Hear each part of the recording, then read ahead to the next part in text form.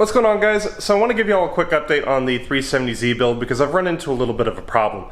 So I got finished modifying the fuel pump housing and everything, installed the fuel pump back in, did all the wiring, and went to prime the pump to check that it makes sure it works.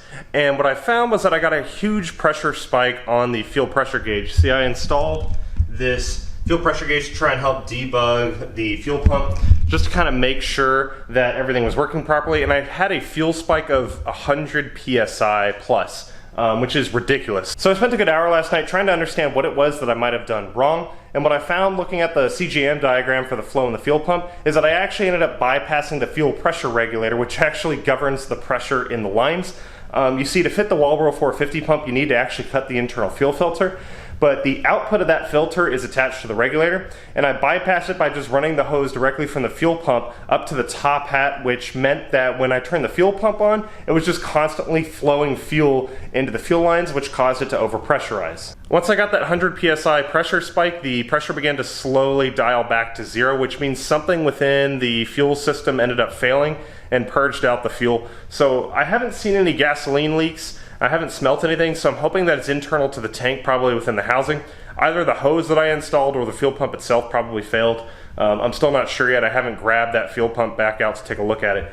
But I've ordered a replacement housing, and I'm going to be downgrading to a 340 liter per hour fuel pump. The 450 is just too much overkill for what I'm looking to do. That outer flange there just means you have a lot more extensive modification that you need to do to the fuel pump housing.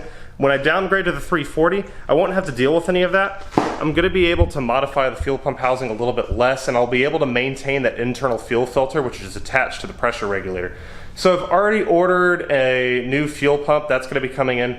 I've got a fuel pump housing also coming in from Z1 Motorsports. All of that should come in by the middle of next week or so.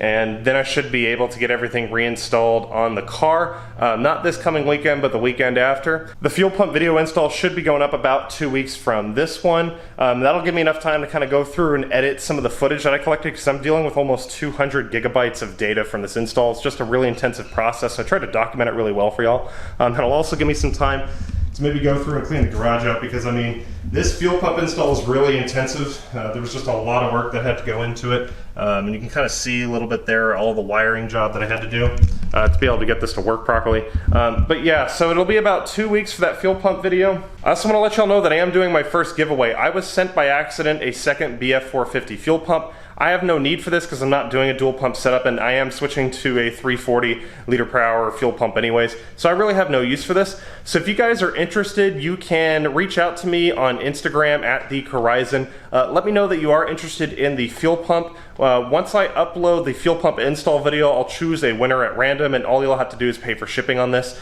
Again, I recommend doing a 340 just because it's going to be less work to modify the housing. But if you are looking for crazy power and you do want to go for a larger fuel pump like the 450 here, reach out to me on Instagram and let me know, and we'll find a winner here in a couple of weeks. Anyways, guys, that's it for the video. I apologize for the delay in this build. I'm equally as disappointed as you guys probably are. It was a completely honest mistake. I should have looked at the diagram for how the fuel pump housing works a little bit more closely, so I could have understand this.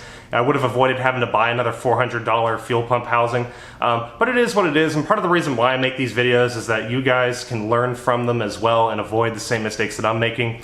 I'll explain a little more detail how the fuel pump housing works in the install video coming up in a couple of weeks, so you guys can watch that and see in a little more detail the problem that occurred. So once again, thank you guys for watching. Like and subscribe. See y'all in the next video. Later.